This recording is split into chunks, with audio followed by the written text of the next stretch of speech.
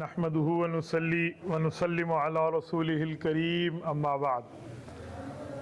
ہم نے مشرے سے یہ معاملہ طے کیا ہے کہ جو روزانہ ہم قرآن کریم تراویح کے اندر پڑھتے ہیں، بہتر ہے کہ اس کا خلاصہ عوام کے سامنے ذکر کر دیا جائے تاکہ ہمیں معلوم ہو کہ ہم کیا پڑھ رہے ہیں اور کیا سن رہے ہیں۔ میں اس پر تفصیلی درس تو صبح ہی عرض کیا کرتا ہوں، لیکن وطروں کے بعد بس اس کا خلاصہ اور ہائی لائٹس، جھلکیاں، عنوان، یہ میں آپ کی خدمت میں انشاءاللہ روزانہ ایک پارے کا خلاصہ رکھوں گا اور کوشش کروں گا کہ مختصر وقت میں آپ کے سامنے پورے اس پارے کا خلاصہ آ جائے۔ سب سے پہلے ہم نے پہلے پارے میں سورۃ الفاتحہ پڑھی ہے۔ سورۃ الفاتحہ میں اللہ تعالیٰ نے 5 مضمون بیان فرمائے ہیں: توحید، رسالت، قیامت، احکام، ماننے والے اور نہ ماننے والے۔ ان 5 کا ذکر اللہ تعالیٰ نے پوری سورۃ فاتحہ میں فرمایا ہے۔ تو سورۃ فاتحہ ان 5 مضامین کا نام ہے۔ یا اللہ کی توحید ہے، یا رسول اللہ صلی اللہ علیہ وسلم کی رسالت کے بارے میں ہے، یا احکامات ہیں جیسے ایاک نعبد و ایاک نستعین، یا اسی طرح اللہ تعالیٰ نے قیامت کا ذکر کیا ہے مالک یوم الدین، یا پھر ماننے والوں کا ذکر کیا ہے انعمت علیہم میں، اور پھر نہ ماننے والوں کو ذکر کیا اللہ تعالیٰ نے غیر المغضوب علیہم ولا الضالین کے اندر۔ اس کے بعد ہم نے سورۃ البقرہ کی ابتدا کی ہے۔ سورۃ البقرہ، اس سورت کا نام جو ہے لفظ بقرہ میں ایک آیت کا ایک حصہ ہے، ٹکڑا ہے، ان تذبحوا بقرہ، وہاں سے اس سورت کو سورۃ البقرہ کہتے ہیں۔ بقرہ دراصل عربی زبان میں گائے کو کہتے ہیں، کاؤ، تو گائے کو بقرہ کہتے ہیں۔ تو اس سورت کو ایسی سورت یذکر او تذکر فیہا البقرہ جس میں گائے کا قصہ بیان کیا گیا ہو، اسی لیے اس کا نام سورۃ البقرہ ہے۔ اس سورت کو اللہ تعالیٰ نے جو شروع فرمایا ہے وہ شروع فرمایا حروف مقطعات سے۔ حروف مقطعات ہے الف لام میم۔ یہ الف لام میم الگ الگ حروف ہے۔ مقطعات کا معنی ورڈنگ کٹی ہوئی الگ الگ الفاظ کی ہے۔ تو اس کا معنی ہمیں اللہ کے نبی نے نہیں بتایا، اللہ تعالیٰ نے نہیں بتایا، تو تمام مسلمان ہم اس کے لیے کہتے ہیں کہ اس کا معنی اللہ کے رسول بہتر جانتا ہے، ہم نہیں جانتے۔ دنیا کے ہر ترجمے میں الف لام میم کا ترجمہ الف لام میم ہی لکھا ہوا ہے۔ کچھ لوگوں نے اپنی طرف سے تو کہا ہے کہ الف سے مراد اللہ ہے، لام سے مراد جبرائیل ہے، میم سے مراد رسول اللہ صلی اللہ علیہ وسلم کی ذات ہے، لیکن یہ یقینی نہیں کہا جا سکتا کہ یہی ہو۔ جب اللہ نے نہیں بتایا، نبی نے نہیں بتایا، تو ان لفظوں کے معنی کے معاملات میں ہمیں نہیں پڑھنا چاہیے۔ اس کے بعد اللہ تعالیٰ نے 3 طبقوں کی بات کی ہے: مؤمنین کی، کافرین کی، منافقین کی۔ یہ جو اللہ تعالیٰ نے مؤمنین کو ھدی للمتقین سے بیان فرمایا ہے، سب سے پہلے مومن کی بات کہ جو اللہ تعالیٰ کی بات کو مانتا ہے، تسلیم کرتا ہے، ایمان لاتا ہے، پھر اس کی اللہ نے صفت بیان کی ہے کہ وہ ایمان بھی لاتا ہے، نماز بھی پڑھتا ہے، وَمِمَّا رَزَقْنَاهُمْ يُنْفِقُونَ، اللہ کے دیے وہ رزق سے خرچ بھی کرتا ہے، اور وہ اللہ تعالیٰ کی طرف سے ہدایت پر ہے، یہ مؤمن ہے۔ تو پہلا اللہ تعالیٰ نے طبقہ مؤمنین متقین کا بیان کیا، تقوی والا۔ دوسرا اللہ نے ان الذین کفروا سے کافرین کو بیان کیا۔ کافر اس کو کہتے ہیں جو اللہ تعالیٰ کی حقانیت کو جان کے انکار کر دے، اندر سے بھی باہر سے بھی انکار کر دے، اسے کافرین کہتے ہیں۔ پھر اللہ نے ذکر کافروں کا کیا ہے۔ جب کافروں کے لیے سورت کا پہلا رکوع مکمل ہوا، پھر تیسرے اللہ تعالیٰ نے طبقے کا ذکر کیا جسے منافقین کہتے ہیں، وَمِنَ النَّاسِ سے۔ یہ منافق کون لوگ ہوتے ہیں؟ منافق اس ظاہری مسلمان کو کہتے ہیں جو اندر سے کافر ہوتا ہے۔ میں ایک مرتبہ پھر منافق کا معنی بتاؤں، منافق ظاہری مسلمان ہوتا ہے پر اندر سے اللہ کے رسول اور شریعت کا انکاری ہوتا ہے، کفار کے ساتھ ملا ہوا ہوتا ہے، تو جسے ہم کہتے ہیں 2 منہ رکھنے والا۔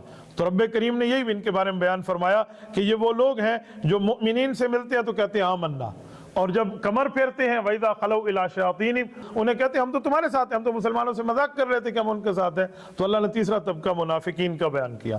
اس کے بعد رب کریم نے جو بیان فرمایا ہے منافقین کے اوصاف کے بعد، اللہ تعالیٰ نے اپنی عبادت کی طرف متوجہ کیا ہے کہ اے لوگوں، میں نے تمہیں پیدا کیا تو تمہیں چاہیے اپنے خالق کی عبادت کریں۔ یا ایھا الناس اعبدوا ربکم الذی سے اللہ نے عبادت کی بات ایھا الناس سے کی ہے، یعنی دنیا کے تمام لوگوں سے اللہ تعالیٰ نے کی ہے۔ ایھا الناس میں سارے داخل ہیں، جنات بھی داخل ہیں، इंसान भी दाखिल है, जो कलमे का मुकल्लफ है अल्लाह ने उसको खिताब फरमाया है। उसके बाद हमने जो पढ़ा है वो हज़रत आदम अलैहिस्सलाम की खिलाफत का जिक्र पढ़ा है। अल्लाह ताला ने हज़रत आदम अलैहिस्सलाम को बतौर खलीफतुल्लाह पैदा फरमाया, यानी आदम अलैहिस्सलाम अल्लाह के नबी भी हैं और अल्लाह के खलीफा भी हैं। हुज़ूर पाक अलैहिस्सलाम तक तमाम अंबिया अल्लाह के नबी भी हैं, अल्लाह के खलीफा भी हैं। हुज़ूर पाक के बाद ख़त्म नबूवत है, तो ख़त्म नबूवत के सदक़े अब नया नबी नहीं होगा जो अल्लाह का खलीफा कहलाएगा। हाँ, उलमा अंबिया के वारिस होंगे, वो उलमा अंबिया की नियाबत को चलाकर आगे उम्मत तक दीन को पहुंचाएंगे। उसके बाद अल्लाह ताला ने जो वाक़या बयान फरमाया वो बनी इसराइल का जिक्र है, और ये मुसलसल चलते हुए जा रहा है। ये पूरे के 10 रकू इस पर बनी इसराइल में है। बनी कहते हैं औलाद को, इसराइल हजरत याकूब अलैहिस्सलाम का नाम है। याकूब अलैहिस्सलाम पोते हैं हजरत इब्राहीम अलैहिस्सलाम के, याकूब बिन इसहाक बिन इब्राहीम अलैहिस्सलाम। तो बनी इसराइल याकूब की औलाद। इसराइल का तर्जुमा होता है अब्दुल्ला, अल्लाह का बंदा। तो अल्लाह के बंदे को इब्रानी ज़बान में इसराइल कहते थे, तो इसलिए बनी इसराइल की अल्लाह ने वाक़यात जिक्र किए हैं। तो हज़रत याकूब अलैहिस्सलाम की जो औलाद है उनका जिक्र है। अब ये कौन कौन है, मैं आसान का एक ही लफ्ज़ में आपको समझा देता हूँ। हज़रत इब्राहीम अलैहिस्सलाम के 2 बेटे हैं, हज़रत इस्माइल और हज़रत इसहाक। इसहाक अलैहिस्सलाम की नस्ल से 70,000 अंबिया हैं हज़रत ईसा अलैहिस्सलाम तक, और हुज़ूर पाक अलैहिस्सलाम हज़रत इस्माइल की नस्ल से हैं अकेले। तो हज़रत इसहाक की नस्ल, हज़रत याकूब की नस्ल, ये बनी इसराइल कहलाती है, और हुज़ूर पाक अलैहिस्सलाम बनी इस्माइल कहलाते हैं। तो तमाम अंबिया जो बाकी जिनका हम जिक्र सुनते हैं अक्सर, तो वो बनी इसराइल है। अल्लाह ने उनकी सिफात का जिक्र किया है। अब उनके मैं 3-4 खुलासे बता देता हूँ जो 10 रकू तक चलता है। उनमें अल्लाह ताला ने पहले तो इनाम याफ्ता लोगों की बात की है कि मैं इनके ऊपर मन और सलवा देता था। मन इनका ब्रेकफास्ट है, और सलवा जो है इनका लंच भी है, और जो है ना क्या कहते हैं इनका डिनर भी है।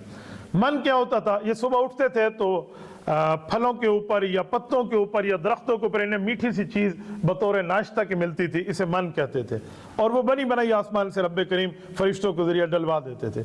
और दोपहर को और शाम को इनको खाना जो मिलता था वो रोस्ट मिलता था, गोश्त, जिसे सलवा कहते हैं। सलवा अरबी ज़ुबान में सलवा कहते हैं जब किसी गोश्त को भून दिया जाए, तो सलवा भुना हुआ गोश्त इन्हें मिलता था, एक तर्जमा। दूसरा तर्जमा सलवा का ये है कि जो बटेर होते थे, तीतर होते थे, ये जिसको हम शिकार कहते हैं, ये इनके सामने आकर यूं बैठ जाते थे उस टाइम जब इनको भूख लगती थी, और तो इन्हें पकड़ के खा लेते थे, ज़बह करके उसको पका लेते। ये दोनों तर्जमे इनके मामलात में चलते थे। अच्छा, इसके साथ एक वाक़या और भी हुआ था। वो वाक़या ये था, इन्नल्लाह यअमुरुकुम अन तज़बहू बकरा, ये 8वें रुकू पे हम पहुंच गए सूरत बकरा के। उसमें यह हुआ कि एक शख्स को इन्हें कत्ल किया। जब एक शख्स कत्ल हो गया, अब कातिल कौन है, कातिल कौन है, किसने मारा है, किसने मारा है, कोई अता पता नहीं है। तो मूसा अलैहिस्सलाम को रब्बे करीम ने फरमाया, ए मूसा इस कौम को बता दो कि कातिल की तलाश करने के लिए आप एक गाय ले लो, गाय को ज़बह करो और उसका गोश्त उठा के मुर्दा के साथ लगा दो, वो उठेगा और खुद बताएगा मेरा कातिल कौन है। तो इनने कहा जी बहुत अच्छा। अब इनके अंदर कातिल तो मौजूद था, वो दिल की जो चोरी थी ना, वो निकलने के मामलात खराब हो रहे थे। तो इन लोगों ने एक तरतीब की। तरतीब क्या की? गाय कैसी हो, कलर कैसा हो, रंग कैसा हो, और वो कहाँ से मिलेगी? अच्छा 100% पीला हो या पीले के करीब हो या बिल्कुल गोल्डन हो। एक एक सवाल करना शुरू किया। तो रब्बे करीम ने एक एक का जवाब दिया, और ये इतनी मुश्किल हुई इनको वो गाय लेने में कि उस वक्त पूरी धरती पे ने एक गाय मिली उस शरायत के मुताबिक, फाक़िउल्लौनुहा तसुर्रुन नाज़िरीन। आखिर उसको ज़बह किया। ज़बह किया तो रब फरमाते हैं फ़ज़बहुहा वमा कादू यफ़अलून। ज़बह तो किया पर इनका जी नहीं चाहता था कि हम ज़बह करें और हमारा राज खुल जाए।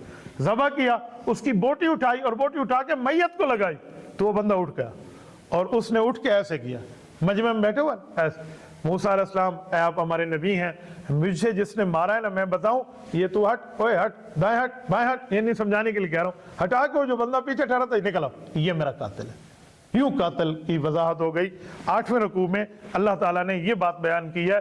तो वो गाय ज़बह हुई थी, तो गाय को बकरा कहते हैं, इसीलिए उस सूरत को सूरतुल बकरा कहते हैं। इसके बाद 11वां रुकू तक यही वाक़या चला है।